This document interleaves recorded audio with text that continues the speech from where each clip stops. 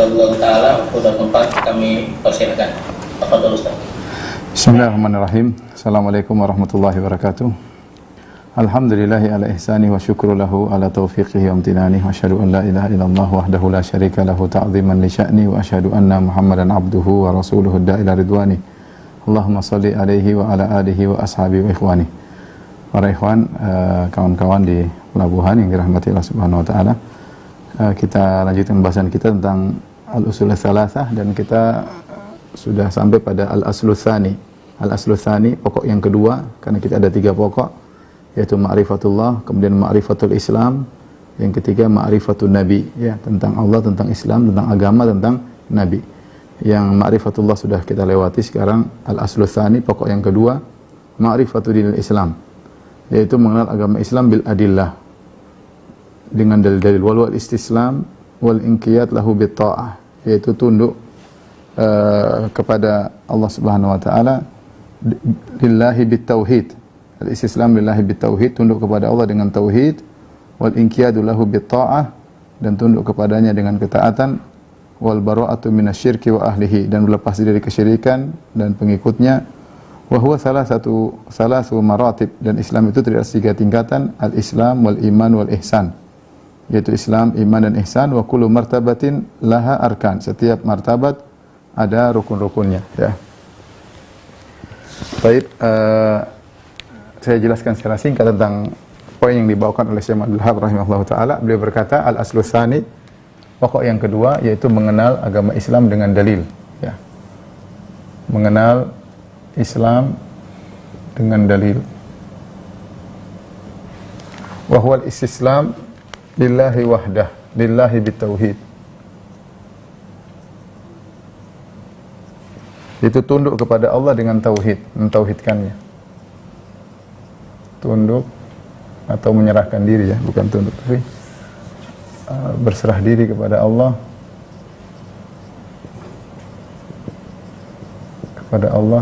dengan mentauhidkannya.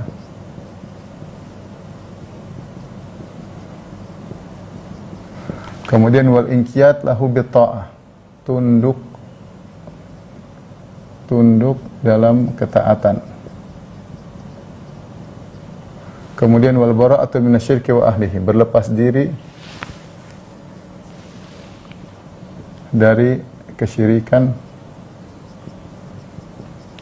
dan penganutnya.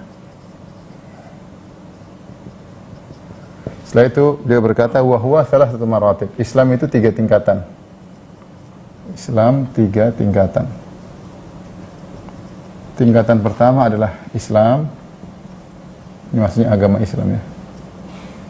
Agama Islam ada 3 tingkatan, Islam, kemudian iman, kemudian ihsan.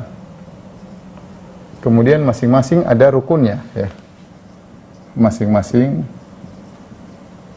ada rukunnya. Baik, saya akan jelaskan secara singkat insyaallah agar kita cepat selesai, ya, dengan pemahaman yang mudah, ya. Di sini pokok yang kedua adalah mengenal agama Islam. Kita perlu mengenal agama Islam, ikhwan dan akhwat yang rahmatillah subhanahu wa taala, karena Islam sebagaimana kata Nabi sallallahu alaihi wasallam, badal islamu ghariban, Islam dimulai dengan asing. Wa sayaudu ghariban kama bada'a, dan Islam akan kembali asing nanti di suatu zaman. Fatuba lil ghuraba, maka beruntunglah orang-orang yang asing.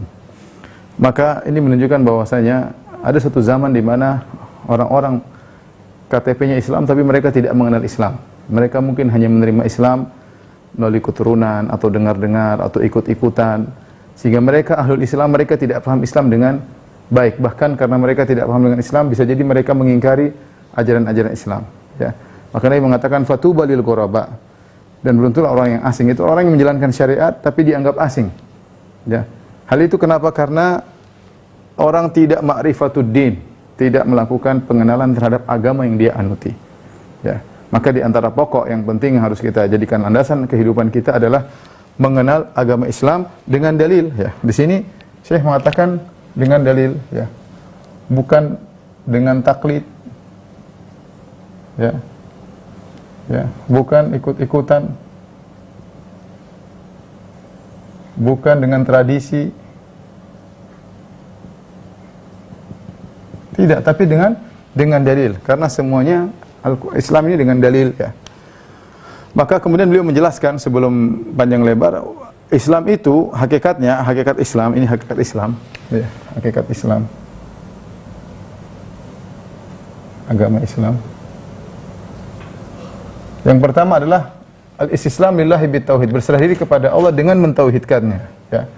Perhatikan, mentauhidkan Allah Subhanahu wa taala. Ini seperti firman Allah Subhanahu wa taala, "Wa may yuslim wajhahu ila Allah wa huwa muhsin faqad istamsaka bil urwatil wuthqa." Barang siapa yang menyerahkan wajahnya kepada Allah dan dia dalam kondisi muslim, maka dia telah berpegang teguh dengan tali yang kuat. Seperti juga Allah berfirman, "Am kuntum syuhada id hadara Yaqubal maut id qala li banihi ma ta'buduna min ba'di qalu na'budu ilahaka wa ilaha abaika Ibrahim wa Ismail wa Ishaq ilaha wahida wa nahnu lahu muslimun." Kata Yakub ketika akan meninggal dunia, dia panggil anak-anaknya. Dia berkata, "Wahai anak-anakku, putra-putraku." Ya, kita tahu Nabi Yakub anaknya 12, di antaranya Yusuf dan Binyamin ya. "Ma ta'buduna min ba'di?" Apa yang kalian sembah setelah aku meninggal? Maka anak menjawab, "Qalu na'budu ilahaka." Kami akan menyembah Tuhanmu saja, yaitu Allah. "Wa ilaha abaika Ibrahim wa Ismail wa Ishaq." Yang Tuhan Allah adalah Tuhannya nenek moyang engkau, yaitu Ibrahim, Ismail dan Ishaq. Ilahan wahidan. Perhatikan, ilahan wahidan, yaitu Tuhan yang satu. Wa nahnu lahu muslimun, dan kami berserah diri untuk mentauhidkan Allah Subhanahu wa taala. Jadi maksudnya tunduk adalah tunduk dalam mentauhidkan Allah Subhanahu wa taala, tidak mensekutukan Allah Subhanahu wa taala. Itulah Islam yang sesungguhnya. Fa ilahukum ilahu wahid falahu aslimu. Jadi ayat-ayat banyak, namun di antara ayat-ayat kata Allah Subhanahu wa taala, fa ilahukum ilahu wahid, fa ilahukum ilahun wahid falahu aslimu wa syiril mukhbitin. Kata Allah, Tuhan adalah Tuhan yang esa, Tuhan kalian, Tuhan yang esa, falahu aslimu, kepadanya lah kalian berserah diri. Kalau ada orang Islam tapi dia tidak bertauhid, tidak berserah diri kepada Tuhan yang satu, dia menyerahkan dirinya kepada Allah, dia menyerahkan dirinya kepada pohon, dia menyerahkan dirinya kepada jin, maka sungguhnya dia tidak Islam. Islam itu berserah diri dengan mentauhidkan Allah Subhanahu wa taala. Yang kedua, bukti di antara Islam adalah al-inqiyad bit-ta'ah. Tunduk dengan ketaatan. Ini sifat orang-orang mukminin. Inna makana qaulal mu'minin idza du'u ila Allahi wa rasulihi an yaqulu sami'na wa ata'na. Wa ulaika humul muflihun. Sungguhnya perkataan orang-orang beriman itu jika dipanggil kepada Allah dan Rasulnya, mereka berkata sami'na wa ata'na, kami dengar, kami taat. An yaqulu sami'na wa ata'na. Apapun yang datang dari Allah dan Rasulnya, mereka langsung tunduk. Apa yang Allah perintahkan, mereka tunduk. Yaitu sifat orang-orang yang beriman. Bukan mereka berkata sami'na wa ata'na, kami tunduk, kami dengar. Thumma yatawalla fariqum minhum min ba'di dzalik wa ma ulaika bil mu'minin. Di antara sifat-sifat orang-orang munafik yaitu mereka mengatakan kami dengar, kami taat, tapi setelah itu ternyata mereka berpaling. Setelah itu mereka berpaling dan mereka tidak beriman. Makanya orang Islam ya tunduk, dia pasrah. Islam menyerahkan diri bertauhid kepada Allah, menyerahkan diri, diperintah oleh Allah taat. Itu namanya orang Islam. Kemudian poin yang sangat penting adalah al-bara'atu minasyirki wa ahlihi, berlepas diri daripada kesyirikan dan pengikutnya. Jadi harus kufur kepada kesyirikan. Ya. Yakin bahwa syirik itu adalah kekufuran. Yakin Islam benar. Selain Islam adalah syirik, adalah kesyirikan. Ini harus ya. Tidak boleh ragu-ragu, ya. Jangan sampai kita Islam tapi mungkin juga agama Buddha mungkin masuk surga, mungkin agama Hindu masuk surga, mungkin Yahudi masuk surga, mungkin Nasara masuk surga, mungkin orang-orang yang kesyirikan, kejawen dan lain-lain juga mungkin masuk surga ya. Mungkin orang-orang yang menyembah kuburan masuk surga, mungkin tidak bisa ya. Tauhid kita harus berlepas diri pada yang lainnya ya. Allah Subhanahu wa taala berfirman tentang laqad kanat lakum uswatun hasanatun fi Ibrahim walladzina ma'ahu idh qalu liqaumihim inna buraa'u minkum wa mimma ta'buduna min dunillah kafarna bikum wa bada bainana wa bainakum al-adawatu wal baghdha'u abadan hatta tu'minu billahi wahdah. Allah telah mengatakan dalam Al-Qur'an, sungguh telah ada contoh yang baik, uswah hasanah pada Ibrahim dan kaumnya. Itu Ibrahim dan orang yang beriman mengikutinya. Tatkala Ibrahim dan orang yang beriman mengikutinya berkata kepada kaumnya, "Inna bura'a'u minkum." Kami berlepas diri dari kalian. "Wa mimma ta'buduna min dunillah." Kami berlepas diri dari apa yang kalian sembah. "Kafarna bikum wa bada baina wa bainakum al-adawatu wal baghdha." Kami kufur kepada kalian dan telah nampak permusuhan antara kami dengan kalian selama-lamanya hatta tu'minu billahi wahdah. Sampai kalian beriman kepada Allah semata. Jadi namanya orang bertauhid, dia otomatis harus anti syirik. Kalau dia tidak anti syirik, dia bukan orang bertauhid. Ini sederhana, logika sederhana. Orang bertauhid anti syirik, benar. Tapi kalau dia bilang saya bertauhid tapi ya syirik juga boleh, apa artinya tauhid kalau begitu? Apa artinya tauhid? Ya kita sembah Allah tapi biar orang menyembah Nabi Isa, orang menyembah berhala, enggak apa-apa, biarin aja, yang penting mereka baik, kita ketemu di surga. Ini adalah perkataan yang membatalkan keislaman. Ya, Allah telah berkata, laqad kafara alladziina qalu innallaha thalithu tsalatsa. Sungguh telah kafir orang yang mengatakan ya Allah satu dari yang tiga.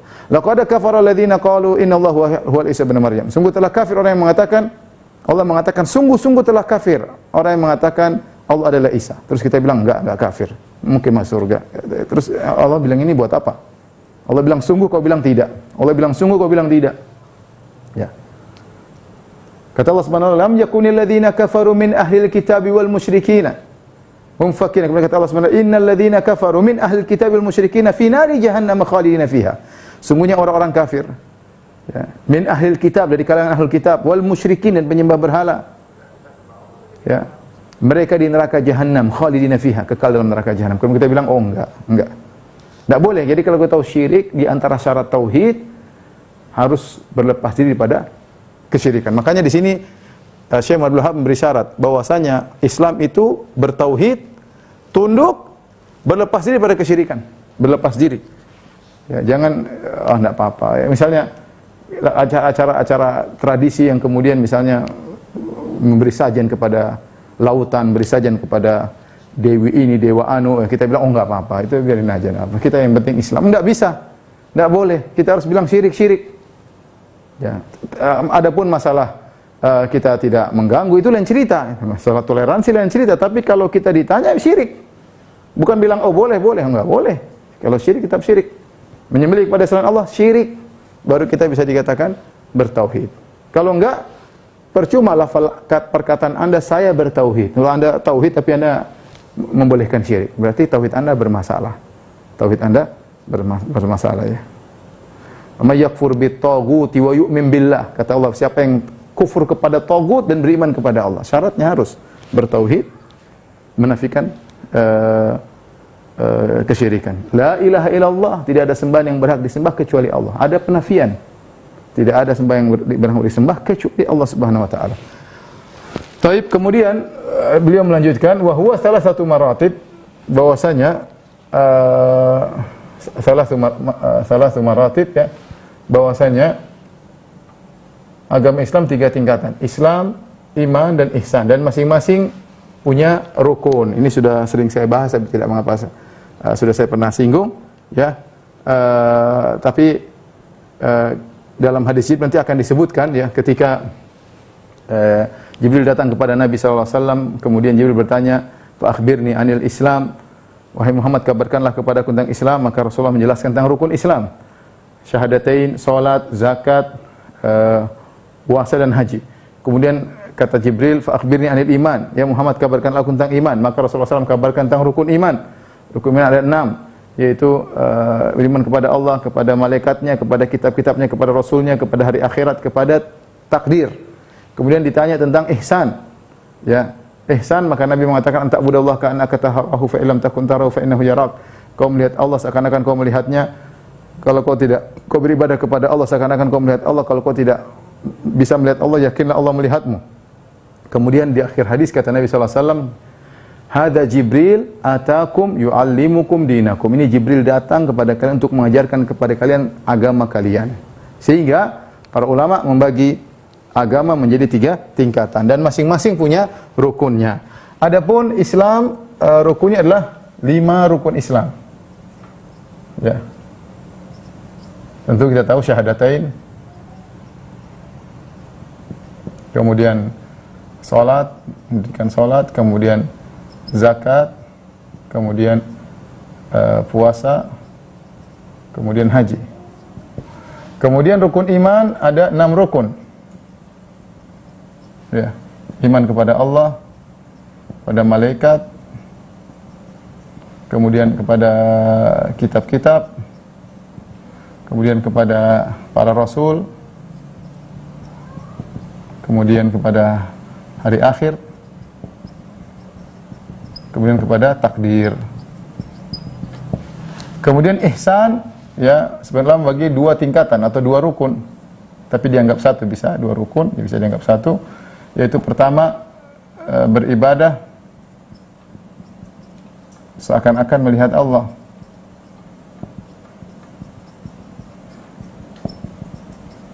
Yang kedua adalah jika tidak mampu menghadirkan hal tersebut, yakin Allah pasti melihat. Yakin Allah sedang melihat, sedang melihatmu. Yang disebut dengan al-muraqabah. Al-muraqabah itu muraqabatullah. Muraqabatullah. Ini kesimpulan daripada agama Islam. Perhatikan di sini secara sederhana bahwasanya rukun Islam berkaitan dengan amalan zahir. Adapun rukun iman berkaitan dengan amalan hati, amalan batin. Adapun ihsan berkaitan dengan kondisi tatkala beramal, tatkala beribadah. Ya. Sederhananya ketika kita gambarkan Islam dalam bentuk pohon, ya maka Islam bisa demikian kita gambarkan. Misalnya ini adalah tanah, ini perumpamaan agama Islam dalam bentuk pohon. Maka akarnya ya ada 6. Kalau kita mau gambarkan akarnya ada 6, ya.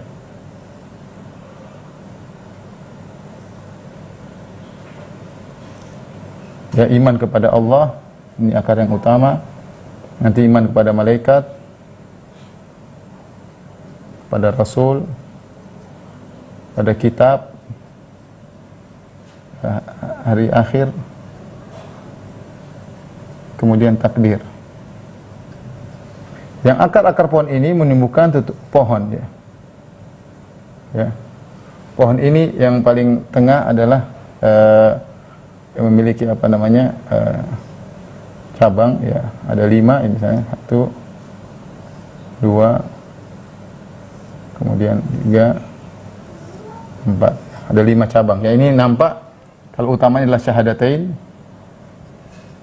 syahadatain, kemudian ini misalnya sholat, ini misalnya zakat, misalnya ini puasa, ini haji, ya. Ini kira-kira kalau kita mau gambarkan tentang pohon Islam. Adapun ihsan, di sini kondisi ihsan. Di sini juga kondisi ihsan, yaitu seorang mengamalkan Islam dengan ihsan, mengamalkan iman juga dengan ihsan. Nah, selebih daripada itu adalah daunan, ya, atau kemudian cabang-cabang kecil, ya. Maka itu adalah bagian daripada cabang-cabang Islam. Tapi ini gambaran kira-kira tentang pohon agama Islam, ya. Maka kita tahu kita harus memperkokoh rukun iman, kemudian cabang batang utama adalah syahadatain. Kalau ini dipotong maka semuanya gugur. Ada salat, ada zakat, ada puasa, ada haji. Sisanya adalah penyempurna pohon tersebut. Adapun ihsan, bagaimana kita menjalankan syahadatain dan rukun Islam dengan ihsan, dengan merasa Allah sedang melihat. Demikian juga ketika kita beriman dengan ini semua, kita merasa bahwasanya Allah sedang memperhatikan kita. Ini gambaran sederhana tentang al-ihsan dan iman dan Islam. Baik, Kita lanjutkan. Kemudian Syekh Abdul Wahhab rahimahullahu taala menyebutkan fa arkanul Islam khamsah, rukun Islam ada 5. Syahadatu an la ilaha illallah wa anna Muhammadar Rasulullah, yaitu bersaksi tidak ada sembahan yang berhak disembah kecuali Allah dan bersaksi bahwa Muhammad utusan Allah. Wa iqamus shalah, mendirikan salat, membayar zakat, wa shaumu Ramadan, puasa, wa hajju baitil haram, kemudian berhaji kepada Ka'bah. Kemudian baru mulai beliau menyebut tentang dalil-dalil. Fadalilus syahadah, adapun dalil rukun yang pertama, syahadatain. Yang pertama, qauluhu ta'ala syahidallahu annahu la ilaha illa huwa wal malaikatu wa ulul ilmi qa'iman bil qisti la ilaha illa huwal azizul hakim. Allah mempersaksikan bahwasanya tidak ada yang berhak disembah kecuali Allah. Demikian juga malaikat bersaksi dan para ulama bersaksi. Qa'iman bil qist, tegak dengan keadilan. La ilaha illa huwa, tidak ada yang berhak disembah kecuali Allah Al-Azizul Hakim. Al-Azizul Hakim yaitu Allah yang Maha Perkasa lagi Maha Bijak. Perhatikan di sini, setelah itu beliau menjelaskan tentang makna la ilaha illallah.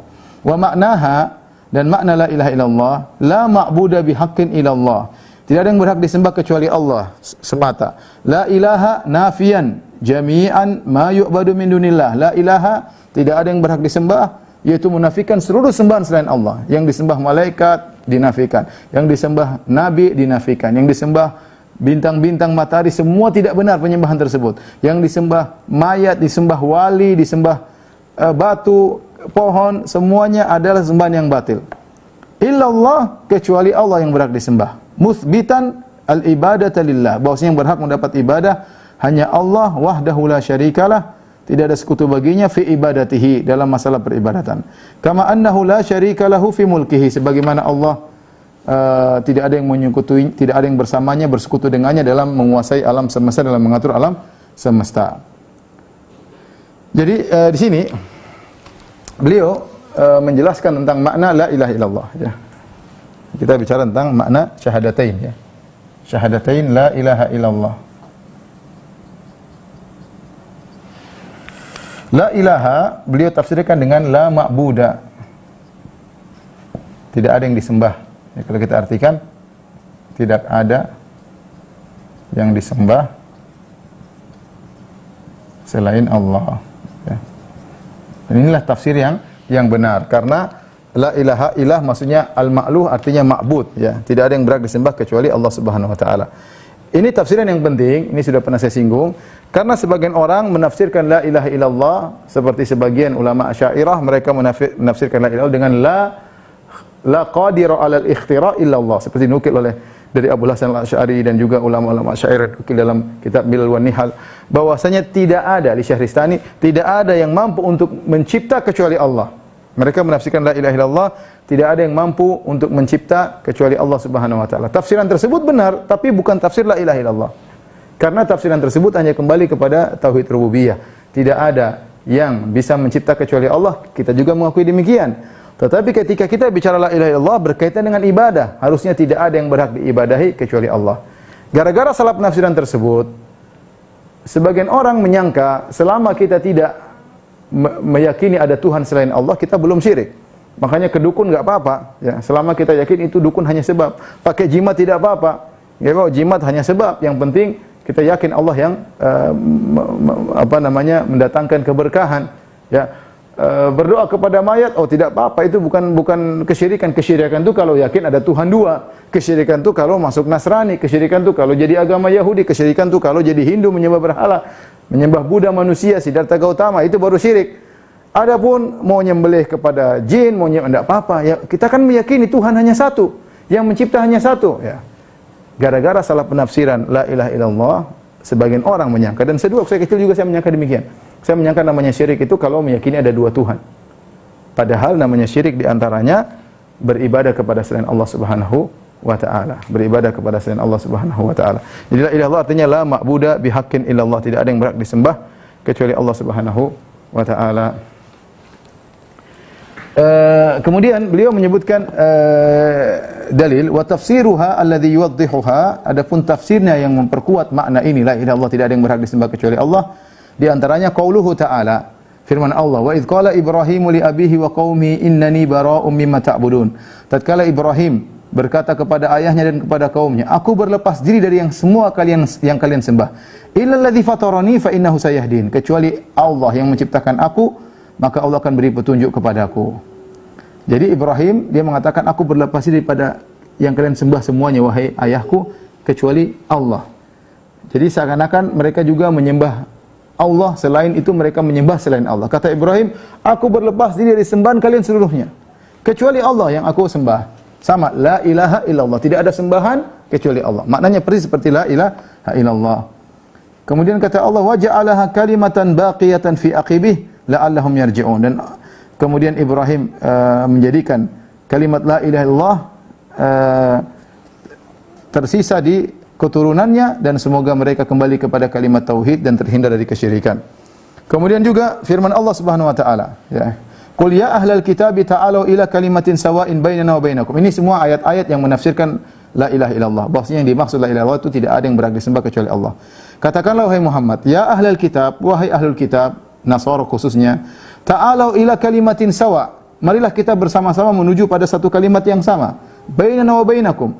Yang kalimat ini kita sepakati antara kami dengan kalian. Apa yang kita sepakati? Allah na'budu illallah. Kita tidak menyembah kecuali Allah semata. Wala nusyrika bihi syai'a. Kita tidak berbuat syirik kepada Allah sedikit pun. Wala yattakhidha ba'duna ba'dhan arbaba min dunillah. Dan jangan sampai sebagian kita mengambil sebagian yang lain sebagai sembahan-sembahan selain Allah. Sebagai orang Nasara menjadikan Nabi Isa menjadi sesembahan, atau menjadikan Bunda Maria memiliki nilai ketuhanan, atau menjadikan malaikat Jibril Ruhul Qudus sebagai zat ketuhanan. Ya, ini tidak boleh. Atau mengangkat pendeta-pendeta mereka untuk menghalalkan dan mengharapkan merubah-rubah hukum syariat. Fa in tawallaw faqulu asyhadu bi anna muslimun. Kalau kalian berpaling, katakanlah asyhadu an bi anna muslimun, bahwasanya kami ini orang-orang Islam, ya. Jadi ini ayat ini disalahgunakan oleh orang-orang liberal, ya. Terutama ketika saya bahas disertasi saya, mereka menggunakan ayat ini dalam buku mereka, judulnya fikih lintas agama. Mereka memotong ayat. Ini biasa manhajnya orang-orang liberal, ya.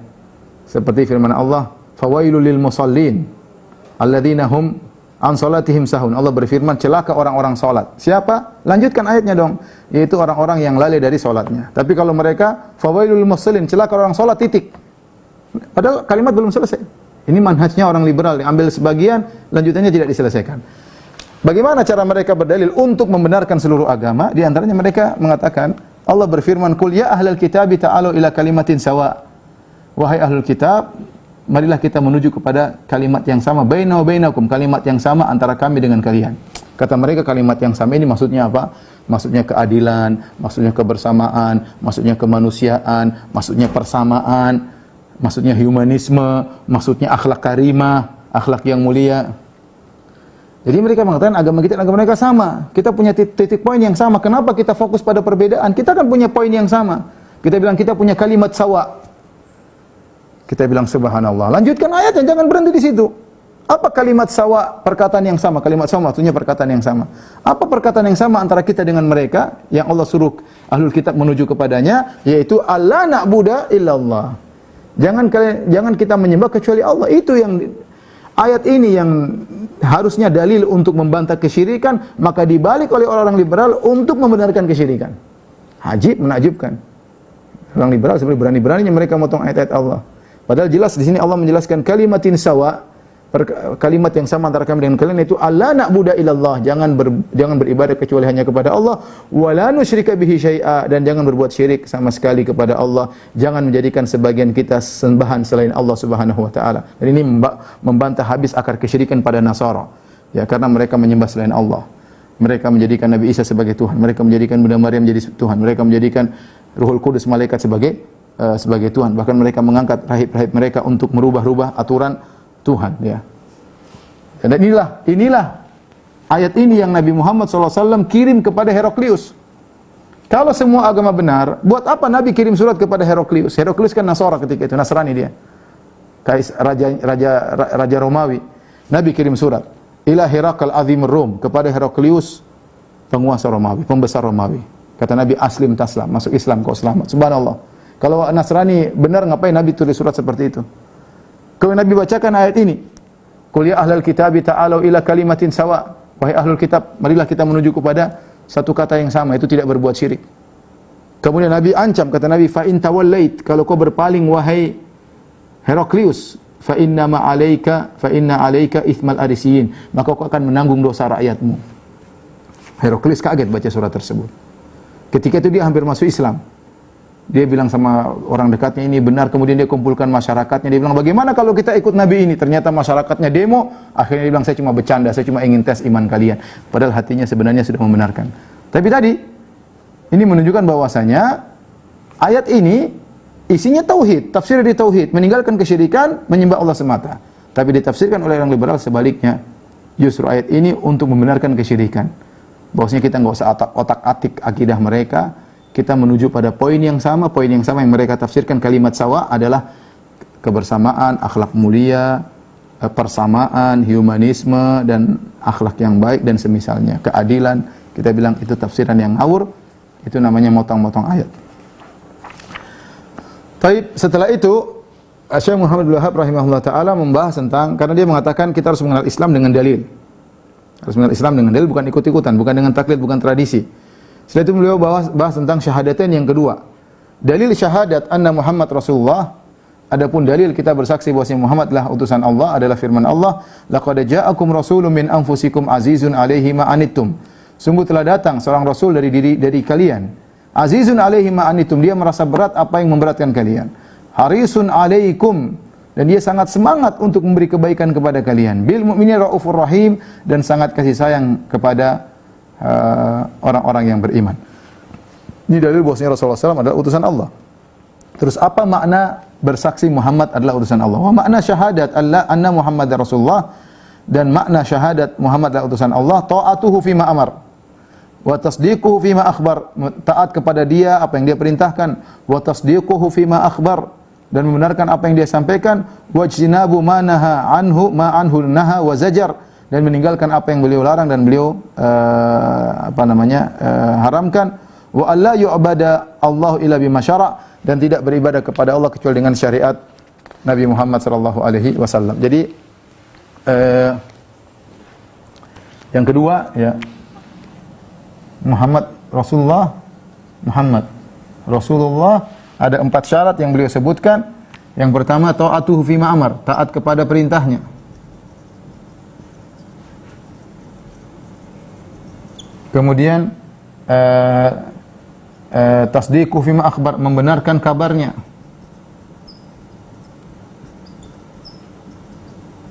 Kabar darinya.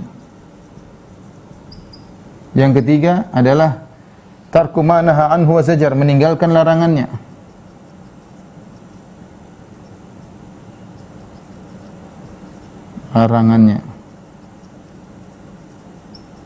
Yang keempat terakhir, tidak Allah yu'badallah illa bima syara', Allah tidak disembah kecuali dengan syariatnya, syariat Nabi.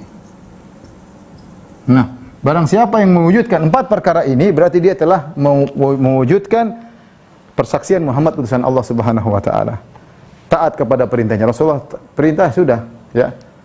Ya, jangan ragu-ragu, jangan kemudian mengkritik, jangan ini enggak benar, ini enggak benar. Berarti Anda tidak bersaksi Muhammad utusan Allah. Kalau Anda bersaksi Muhammad utusan Tuhan, enggak mungkin Muhammad salah, enggak mungkin utusan Tuhan salah. Itu konsekuensi dia utusan Tuhan. Kalau dia utusan raja mungkin salah. Ini utusan Tuhan, Tuhan yang mengutusnya, Tuhan kasih wahyu, wa ma yantiqu anil hawa in huwa illa wahyu yuha, kata Allah dia tidak berbicara dengan hawa nafsunya kecuali wahyu yang diberikan kepadanya. Ya, enggak mungkin dia salah. Kalau salah pasti Allah tegur. Kalau dia tidak mungkin salah, dia ngomong, maka harusnya kita jalankan, ya. Ya. Kemudian membenarkan apa yang dikabarkan oleh Nabi. Kalau Anda meyakini Muhammad utusan Tuhan, apa yang dia ucapkan benarkan. Apapun dia ngomong tentang hari kiamat, tentang alam barzah, tentang perkara masa depan, tentang apapun dia bicara, benarkan karena dia utusan Tuhan. Kalau Anda ragu, berarti Anda ragu dia utusan Tuhan. Berarti Anda tidak bersaksi dia adalah utusan Tuhan. Konsekuensi dari Muhammad utusan Tuhan adalah meninggalkan larangannya. Apa yang dia larang, meskipun bertentangan hawa nafsu kita, tinggalkan. Rasul suruh tinggalkan ini, tinggalkan. Rasulullah SAW suruh tinggalkan, tinggalkan. Bukti kita mengakui dia utusan Tuhan. Kemudian perkara yang terakhir, jangan beribadah dengan ibadah kita buat sendiri. Kita beribadah kepada Tuhan, kalau kita bisa bikin ibadah sendiri, ngapain diutus Tuhan, diutus Rasulullah? Rasulullah ngutus kita untuk diajari bagaimana cara beribadah. Paket dari Nabi ini caranya. Nah, kalau kita ternyata bisa bikin ibadah-ibadah sendiri, ya buat apa diutus Nabi Muhammad sallallahu alaihi wasallam? Muhammad sallallahu alaihi wasallam cuma butuh bikin global, setelah itu kita ekspresikan sendiri, kita inovasi sendiri. Ya enggak benar. Kalau Anda mengakui Nabi Muhammad utusan Tuhan, jangan beribadah kecuali dengan syariatnya. Anda yakin ini ada pahalanya, jangan spekulasi dalam masalah beribadah kepada Allah. Beribadah kepada Allah dengan syariat Rasulullah sallallahu alaihi wasallam. Kemudian setelah itu beliau menyebutkan rukun yang berikutnya tentang wa dalil salat wa zakat, ya. Tentang dalil salat dan zakat.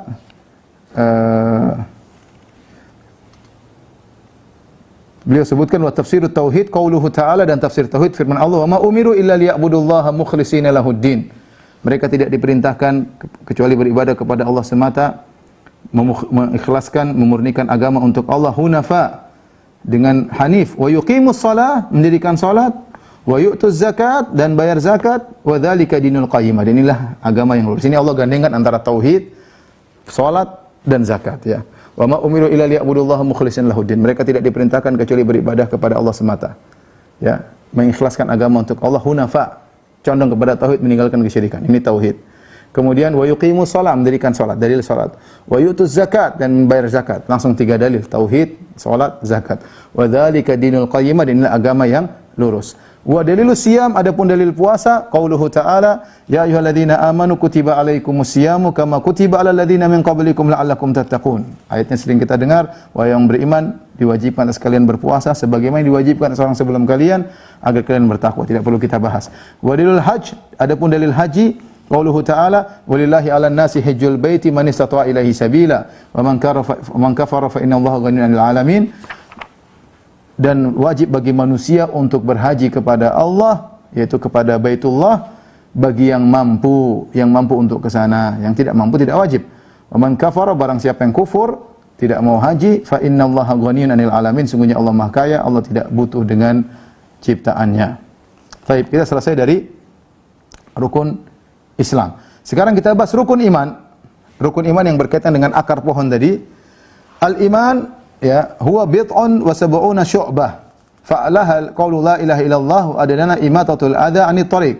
Iman itu kata Nabi sallallahu alaihi wasallam 70 sekian cabang. Yang paling tinggi la ilaha illallah, wa adnaha imatatul adza 'anit thariq, yang paling rendah adalah menggeserkan gangguan dari jalan, wal haya'u syu'batun minal iman. Adapun rasa malu adalah cabang dari keimanan. Wa arkanuhu sittatun, dan rukunnya ada 6. Antu'mina billahi, iman kepada Allah, kemudian wa malaikatihi, beriman kepada malaikat, kemudian wa kutubihi, beriman kepada kitab-kitabnya, wa rusulihi, beriman kepada rasul-rasulnya, kemudian wa tu'mina wal yaumil akhir, beriman kepada hari akhirat, yang kelima, dan yang keenam wa tu'mina bil qadar khairihi wa syarrihi, beriman kepada takdir yang baik maupun yang buruk. Wa dalil, adapun dalil ala hadhil arkan sittah.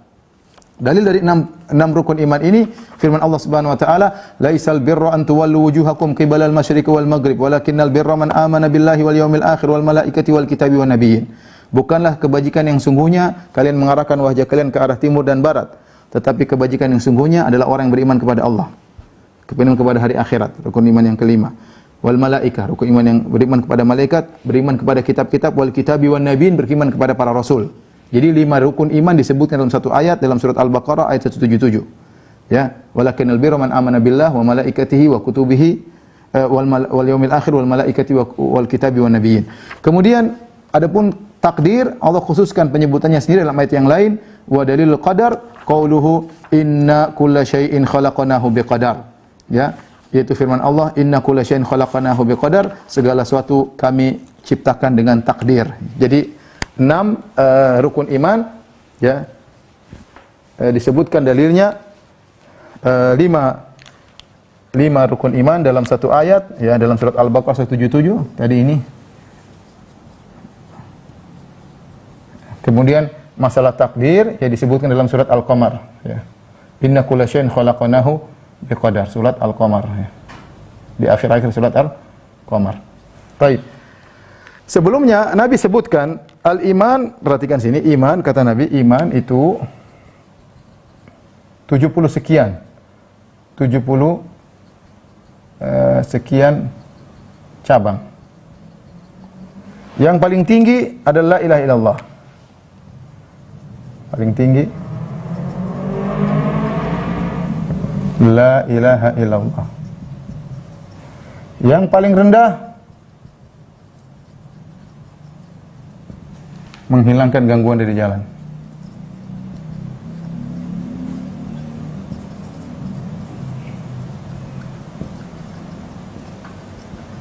Kemudian malu bagian daripada iman. Wal haya'u syu'batun minal iman. Malu bagian daripada iman.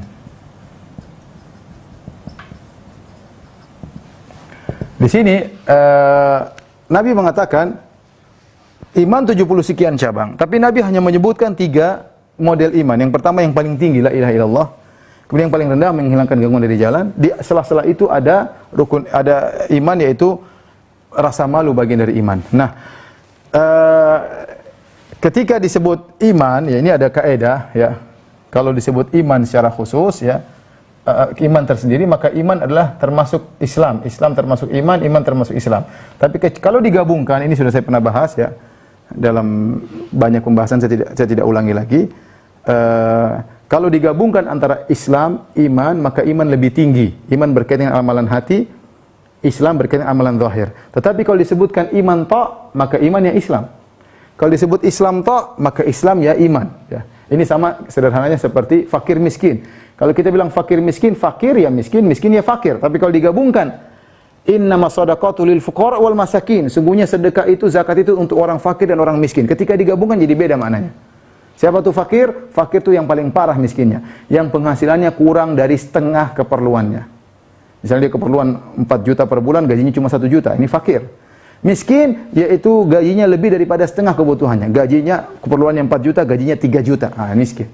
Ketika digabungkan fakir miskin, maka fakir lebih parah daripada miskin. Tetapi kalau dipisahkan fakir ya miskin. Disebut miskin, miskin ya fakir. Ya. Wa yut'imuna at'ama ala hubbihi miskinan wa yatiman wa asira. Kata Allah, mereka memberi makan kepada miskin, kepada yatim, kepada tawanan. Miskin sini maksudnya apa ya? Miskin ya fakir, gabung. Karena miskin disebut sendiri mengandung fakir. Sama dengan fakir, tidak ada bedanya. Tapi kalau digabungkan beda. Sama Islam dan iman pun demikian. Ketika Islam disebutkan secara sendiri, maka dia iman juga. Ketika iman disebut secara sendiri, maka dia Islam juga. Tetapi ketika Islam dan iman digabungkan, maka iman lebih tinggi berkaitan dengan amalan hati, Islam lebih rendah berkaitan dengan amalan zahir. Nah, ketika Nabi mengatakan sini al-iman, iman, maka iman di sini sama dengan Islam. Sama dengan Islam. Jadi gambarannya iman dan Islam ini, kalau kita mau khususkan menjadi 70 sekian cabang. Dan itulah gambaran pohon ini. Pohon inilah ya, ini semua pohon itu kembali kepada ini. Ini. Jadi Rasul, iman kepada Rasul, malaikat, kitab, syahadatain, rukun iman, pohon-pohonnya semua ini adalah bagian daripada iman 70 cabang ya. Mungkin berbakti kepada orang tua entah sebelah mana, tapi yang rukunnya ini rukun Islam, rukun iman, rukun Islam. Tapi ini semua bagian daripada keimanan. Ya, karena kita katakan iman kalau disebut sendiri, maka dia sama dengan Islam, maka jadilah seluruh pohon keimanan ini terdiri atas 70 sekian cabang. 70 sekian cabang ya. Kata para ulama, apa maksudnya 70 sekian cabang? Yaitu adalah amalan-amalan yang istimewa. Tentu amalan Islam lebih daripada 70. Bisa jadi 1000 kalau kita mau kumpulkan amal soleh banyak sekali. Tapi ini 70 adalah yang istimewa, yang harus kita perhatikan sehingga kita mempunyai pohon keimanan yang sempurna ya. Baik. Terakhir kita lanjutkan. Kemudian kata Allah Subhanahu wa ta'ala, kata Syekh Abdul Wahab rahimahullah taala, wal martabatu tsalitsah, adapun tingkatan yang ketiga al-ihsan. Ihsan ruknun wahidun, cuma satu rukun. Anta'budallaha ka'annaka tarahu fa illam takun tarahu fa innahu yarak. Engkau beribadah kepada Allah seakan-akan engkau melihatnya, seakan-akan. Kenapa Nabi bilang seakan-akan? Karena engkau tidak mampu melihat Allah. Kata Nabi, ta'allamu annakum lan taraw rabbakum hatta tamutu. Ketahuilah kalian tidak bisa melihat Allah sampai kalian mati. Nabi Musa pun tidak bisa melihat Allah. Ingin melihat Allah maka mati. Nabi Muhammad SAW tatkala Isra Mi'raj tidak bisa lihat Allah. Secara sadar tidak mungkin lihat Allah. Makanya Nabi mengatakan ka'annaka tarahu, seakan-akan kau melihat Allah. Maksudnya bagaimana? Itu kau menghadirkan keagungan Allah. Seakan-akan Allah di hadapan, seakan-akan kau melihat Allah. Kau tahu Allah agung, Allah maha tinggi, Allah maha mendengar, Allah maha melihat. Allah maha kuasa, segala urusan tinggal kun fayakun, seakan-akan kau hadirkan keagungan Allah di hadapanmu, seakan-akan kau melihatnya. Fa ilam takun tarahu, kalau kau tidak mampu menghadirkan keagungan Allah di hadapanmu, fa innahu yarak. Maka tingkatan berikutnya, dan itu lebih mudah, yakinlah Allah sedang melihatmu. Yakinlah Allah sedang melihatmu. Apa dalilnya akan hal ini? Allah berfirman, innallaha ma'al ladzina taqaw wal ladzina hum muhsinun. Sungguhnya Allah bersama orang yang bertakwa dan Allah bersama orang-orang yang berbuat ihsan. Yang tadi yang menghadirkan hal tersebut dalam dirinya ketika beribadah. Kemudian wa qauluhu, dalil juga wa tawakkal 'alal azizir rahim. Ini dalil tentang bagaimana ketika kita salat kita merasa Allah sedang melihat kita. Wa tawakkal 'alal azizir rahim, bertawakallah kepada Allah yang Maha perkasa lagi Maha penyayang. Alladzi yaraka hina taqum, yang melihat engkau ketika kau sedang berdiri salat. Wa taqallubaka fis sajidin, dan tatkala kau bergerak dalam salatmu bersama orang-orang yang sujud, Allah juga melihat. Innahu huwas samiul alim, Allah Maha mengetahui, Allah Maha mendengar, dan Allah Maha mengetahui. Ini juga dalil bahwasanya Allah Maha melihat apa yang kau lakukan termasuk ketika kau sedang salat. Wa qauluhu wa ma takunu fi sya'nin wa ma tatlu minhu min Qur'anin wa la ta'maluna min amalin illa kunna 'alaikum syuhudan idh tufiduna fihi. Kata Allah Subhanahu wa taala, tidaklah engkau dalam satu kondisi, ya. Tidaklah engkau dalam satu kondisi, tidaklah kau membaca Al-Qur'an, tidaklah kau melakukan suatu amalan kecuali kami bersama engkau, yaitu malaikat hadir dan Allah melihat apa yang kau lakukan. Ini kita hadirkan dalam segala ibadah kita, dan itu adalah ihsan. Dan ini sangat berpengaruh dalam kualitas ibadah kita. Kita yakin Allah Maha melihat apa yang sedang kita lakukan. Kemudian terakhir beliau menyebutkan dalil minas sunnah, dalil dari sunnah tentang ini semua, yaitu hadis Jibril yang masyhur dari Umar bin Khattab radhiyallahu taala anhu, ya, dalam yang sudah kita sebutkan tadi, tatkala kami sedang duduk di sisi Rasulullah, tiba-tiba ada seorang lelaki, bajunya sangat putih, rambutnya sangat hitam. Ternyata malaikat Jibril yang sedang menyamar, menjelma jadi manusia. La yura alaihi atharu safar, tidak nampak darinya bekas-bekas safar, dan tidak seorang dari kami pun mengenal dia. Orang ini aneh, datang tiba-tiba. Kalau dia tinggal di sini tentu kami kenal. Kalau dia datang dari jauh, kenapa tidak ada bekas-bekas safar? Ini yang buat kami heran. Hatta jalasa ila Nabi, kemudian dia pun datang, dia duduk di dekat Nabi sallallahu alaihi wasallam, maka dia menyandarkan kedua lututnya kepada kedua lutut Nabi sallallahu alaihi wasallam, dia meletakkan kedua tangannya di atas kedua paha Nabi sallallahu alaihi wasallam, kemudian dia berkata, "Wahai Muhammad, kabarkan kepadaku tentang Islam." Maka Rasulullah SAW mengatakan, "Islam, engkau bersaksi tidak ada sembahan yang berhak disembah kecuali Allah, Muhammad utusan Allah, kau mendirikan salat, membayar zakat, puasa bulan Ramadan, haji jika kau mampu." Dia berkata, "Engkau benar." Kata Umar, kami pun heran. Dia yang tanya, kok dia benarkan? Kemudian dia berkata, "Akhbirni anil iman, kabarkanlah kepadaku tentang iman." Rasulullah menjawab dengan rukun iman. Engkau beriman kepada Allah, kepada malaikatnya, kepada kitab-kitabnya, rasul-rasulnya, kepada hari akhirat. Engkau beriman kepada takdir yang baik maupun yang buruk. Kata Jibril, "Shadaqta, engkau benar." Kemudian Jibril berkata lagi, "Kabarkan kepadaku tentang ihsan." Maka Nabi berkata, "Engkau beribadah kepada Allah seakan-akan engkau melihatnya. Jika kau tidak melihatnya, yakinlah Allah melihatmu." Kemudian dia berkata, "Kabarkan kepadaku tentang hari kiamat." Maka Nabi mengatakan, yang ditanya tidak lebih tahu daripada yang bertanya. Kemudian dia berkata lagi, "Kabarkan kepadaku tentang tanda-tanda hari kiamat." Nabi menjawab, "Seorang budak wanita melahirkan tuannya, dan engkau melihat orang-orang tidak memakai sendal, tidak berpakaian, orang-orang miskin, para pengembala kambing, tiba-tiba mereka berlomba-lomba dalam meninggikan bangunan." Qala famadha falabisna malian. Kemudian orang itu pergi, kami pun diam sebentar. Kemudian Rasulullah berkata, "Wahai Umar, tahukah kamu tadi siapa yang bertanya?" Aku berkata, "Allah dan Rasulnya lebih tahu." Oh, Nabi berkata, "Tadi itu Jibril datang kepada kalian, mengajarkan kepada kalian urusan agama kalian." Baik. Ikhwan dan akhwat yang dirahmati Allah Subhanahu wa taala, dengan demikian kita selesai dari pokok yang kedua. Itu tadi gambaran global tentang agama Islam. Kita berusaha menanam pohon Islam kita dengan baik. Kita punya akar keimanan yang harus kita perhatikan, rukun-rukun iman. Kita punya batang pohon yang harus kita perhatikan, rukun-rukun Islam. Kemudian cabang-cabangnya banyak, berbakti sama orang tua, apa saja yang kita bisa lakukan, senyum, bersedekah, itu semua cabang-cabang pohon, ya, cabang-cabang pohon. Kita berusaha memiliki iman yang 70 cabang tersebut, ya. Kemudian ketika kita melaksanakan cabang-cabang tersebut semuanya, berusaha kita kerjakan dengan ihsan, maka sempurnalah Islam seseorang. Wallahu ta'ala alam bisawab. Masih ada beberapa menit, kalau ada yang bertanya saya persilakan.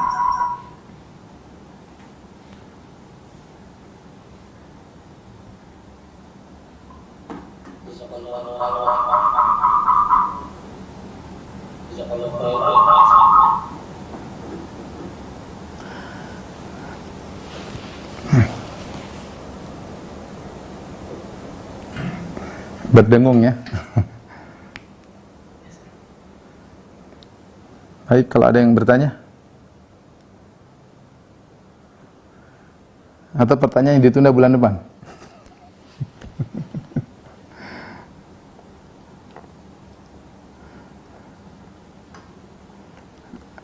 Apa Ustaz? Terdengar suaranya Ustaz? Ya, kedengaran, silakan. Jazakallah khair Ustaz atas materi yang sudah disampaikan. Ada beberapa pertanyaan yang sudah masuk Ustaz. Yang pertama, Assalamualaikum Ustaz, mohon penjelasan terkait dengan hadis Nabi Shallallahu Alaihi Wasallam bahwa beliau melihat Allah Subhanahu Wa Taala dalam mimpi beliau dengan wujud yang sebaik-baiknya. Apakah ini wujud yang hakiki dan apakah hikmah dari hadis ini? Mohon penjelasannya Ustaz. Hadis itu dijelaskan oleh Syekhul Islam Ibnu Taimiyah rahimahullah dalam banyak kitabnya, di antara di Majmu' Fatawa, di antara disebut dalam kitabnya Bayan Talbisil Jahmiyah ketika beliau membantah Ar-Razi. Beliau menjelaskan bahwasanya itu namanya ru'yah manamiyah, yaitu Rasulullah SAW mimpi. Rasulullah SAW mengatakan ra'aitu rabbi fi ahsani surah, aku melihat Rabbku dalam bentuk yang terindah. Adapun dilihat oleh Nabi SAW bukan bentuk Allah yang hakiki. Dan ini dijelaskan oleh para ulama bahwasanya mungkin seorang mukmin bertemu dengan Allah dalam mimpinya, tapi bukan bentuk Allah yang dia lihat tapi bentuk Allah sesuai dengan tingkat keimanannya. Ketika imannya semakin tinggi, maka dia akan melihat bentuk semakin terindah. Oleh karena kita tahu apa yang dilihat dalam mimpi bukan berarti hakiki. Contoh, Nabi Yusuf alaihissalam mengatakan inni ra'aitu ahada asyara kaukaba wasyamsa wal qamara ra'aituhum li sajidin. Dia mengatakan, wahai ayahanda, aku melihat dalam mimpiku rembulan, matahari, 11 bintang sujud kepadaku. Apakah alam nyata seperti itu? Jawabannya tidak. Ternyata rembulan, matahari mewakili bapak dan ibunya, dan 11 rembulan ternyata mewakili kakak-kakaknya atau adik-adiknya, kakak dan adiknya. Contoh lagi seperti raja ketika dia mengatakan, aku melihat dalam mimpiku sab'a baqarat inni ara sab'a baqaratin simanin ya'kuluhunna sab'un ijaf wa sab'a sumbulatin khudri wa ukhra yabisat. Wahai Yusuf, aku melihat dalam mimpiku 7 ekor sapi makan 7 ekor gemuk. Kemudian 7 sumbul atau apa namanya gandum yang kering memakan gandum yang basah, yang hijau. Apa maksudnya? Apakah maksudnya yang dilihat itulah kenyataan? Bukan. Tetapi mimpi perlu ditakbir. Ternyata maksudnya 7 ekor sapi adalah musim kemarau, 7 ekor gemuk maksudnya adalah musim musim panen, ya. Itu maksudnya. Maka ketika Nabi mengatakan ra'aitu rabbi fi ahsani surah, aku melihat Allah di bentuk yang terindah, berarti bukan bentuk Allah, tapi itu ungkapan dari keimanan Nabi sallallahu alaihi wasallam. Karena iman Nabi paling tinggi, maka dia melihat bentuk Allah yang terindah. Dan yang melihat Allah bukan cuma Nabi, Imam Ahmad juga diriwayatkan beliau melihat Allah dalam mimpi, tapi tadi yang dilihat bukanlah bentuk Allah sesungguhnya, tapi hanyalah ibarat dari keimanan seseorang. Wallahu a'lam bishawab. Jazakallah khair Ustaz atas jawabannya. Untuk pertanyaan selanjutnya, Assalamualaikum Ustaz, apakah orang-orang liberal bisa disamakan dengan orang munafik? Apabila ada orang yang mencela satu saja syariat seperti cadar, apakah itu sudah bisa disebut munafik? Barakallahu fiik. Tergantung, kita lihat kalau orang liberal secara umum mereka sangat mirip dengan orang munafik, bahkan bisa jadi mereka orang munafik. Tetapi kalau orang mencela cadar belum tentu orang munafik. Dilihat kalau yang mencela cadar adalah orang awam yang tidak ngerti, ya, yang kemudian mungkin terkena syubhat, ya, dikasih syubhat sama orang liberal, maka kita mulai orang nggak ngerti. Mungkin dikatakan ini hanyalah tradisi, tidak pantas dipakai di sini. Jangankan ya, ada sebagian yang mengatakan jilbab tidak wajib, jilbab hanya, jangankan cadar, jilbab aja ada yang mengatakan jilbab tradisi Arab. Kalau jilbab saja ada yang menolak, apalagi sekedar cadar. Maka tidak semua orang mencela cadar kemudian dikatakan dia munafik, tidak. Bisa jadi dia punya syubhat. Bisa jadi dia punya syubhat. Kecuali yang mencela tersebut ternyata memang sudah dikenal, memang suka mencela dan suka mempelintir-pelintir ayat dan hadis-hadis, maka ya memang itu salah satu produk pemikirannya yang merupakan pemikiran liberal. Tapi kalau ada seorang mungkin orang awam atau tidak ngerti, dia terikut, ya bisa jadi dia tidak ngerti, tinggal kita jelaskan bahwasanya ini adalah syariat Islam, bahkan disepakati oleh para ulama, ijma ulama akan disyariatkan cadar, hanya saja mereka khilaf apakah itu wajib ataukah sunnah. Mohon maaf saya sampai di sini saja yang bisa sampaikan kepada kawan-kawan di pelabuhan ya. Insyaallah bulan depan kita bisa lebih panjang karena ada jadwal lagi setelah ini. Wabillahi taufiq wal hidayah. Assalamualaikum warahmatullahi wabarakatuh. Waalaikumsalam warahmatullahi wabarakatuh. Jazakallahu khair Ustaz atas